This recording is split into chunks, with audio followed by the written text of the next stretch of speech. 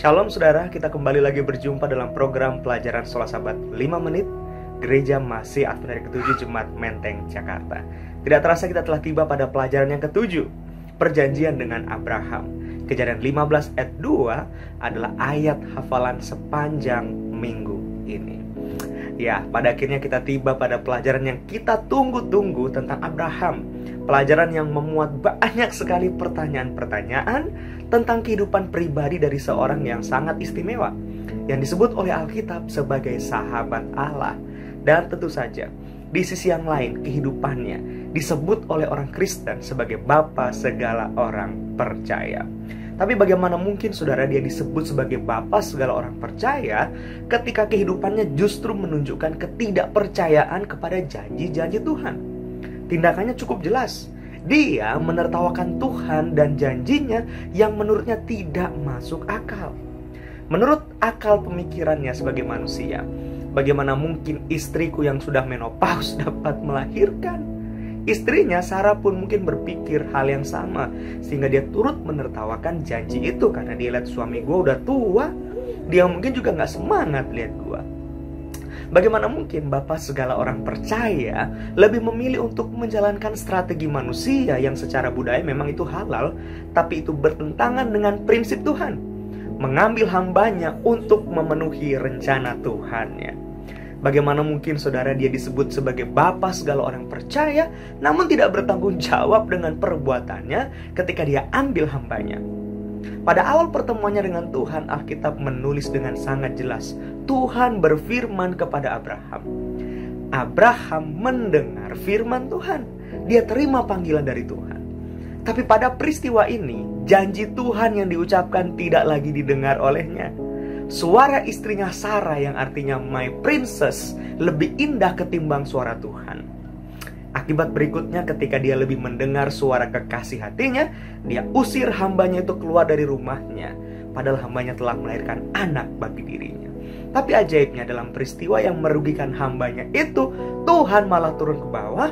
Dia dengar keluh kesah dari hambanya yang diusir itu, dan memberi nama anak yang dilahirkan dengan sebutan Tuhan mendengar, Ismail. Sebuah paradoks bukan? Dan yang hebatnya lagi, hamba itu menyebut Tuhan dengan sebutan Tuhan melihat dan memperhatikan, El Roy. Sekarang saudara, siapa yang cocok dipanggil orang percaya? Hambanya atau tuannya?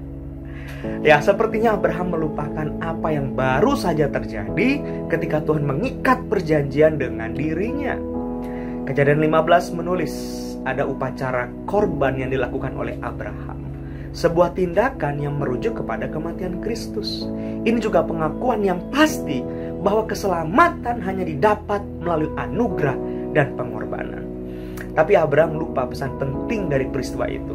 Burung-burung buas yang hingga pada daging-daging hewan korban itu memberitahukan peristiwa pahit, bahwa akan ada jangka waktu 400 tahun keturunannya akan mengalami perbudakan.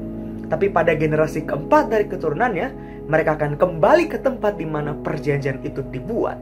Ya, artinya melalui perjanjian itu, Allah memberi pengertian kepada Abraham, mau menegaskan kepada Abraham bahwa Tuhan Allah, aku akan memenuhi janjiku untuk memberikan tanah itu kepadamu melalui keturunan-keturunan. Saudaraku, hari itu sangat terik, siang hari bolong. Tapi Tuhan bertanya kepada Abraham, coba kamu lihat ke langit, kamu lihat bintang-bintang di langit dan kamu hitung. Seperti itulah banyaknya keturunanmu akan kubuat. Anehnya Abraham percaya. Saudara, bagaimana mungkin dapat melihat bintang yang banyak dan tidak terhitung banyaknya di tengah hari yang sangat terik? Itu aneh.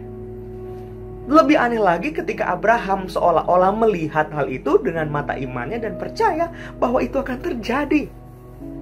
Tapi pertanyaan pentingnya adalah mengapa kemudian dalam perjalanan kehidupannya dia justru melupakan semua janji-janji Tuhan. Dia menunjukkan sikap tidak percaya kepada Allah kalau pada peristiwa itu dia tidak dapat melihat, namun dia percaya. Masih layakkah dia disebut sebagai bapa segala orang percaya? Pada akhirnya pelajaran hari Selasa menolong kita memberikan penjelasan bahwa ternyata benar janji itu telah dirusak oleh Abraham karena tindakan ketidakpercayaannya. Tapi Allah punya inisiatif untuk membaharui perjanjian itu dengan sunat, ya. Abram yang artinya bapa sekarang disebut Abraham, bapa segala bangsa. Sarah yang artinya my princess sekarang disebut Sarah. You are no longer my princess, but you are the princess of all nation. Saudara, bagaimana kita dapat menyelami dan mendalami pelajaran ini untuk dapat kita aplikasikan dalam kehidupan kita? Bagaimana kita bisa belajar untuk tetap fokus kepada Kristus dan kebenarannya sebagai satu-satunya harapan dalam hidup kita? Bagaimana kita bisa belajar untuk tidak mudah jatuh dalam membuat pilihan yang salah seperti yang dilakukan oleh Abraham? Dan bagaimana kita bisa terus belajar percaya walaupun itu sangat sulit, dan kita bergumul dengan kepercayaan itu seperti Abraham? Dan kenapa penting bagi kita untuk tidak menyerah meskipun kadang-kadang muncul keraguan terhadap janji-janji Tuhan? Renungkan pelajaran ini saudara-saudara. Sampai bertemu di episode selanjutnya. Tuhan Yesus memberkati.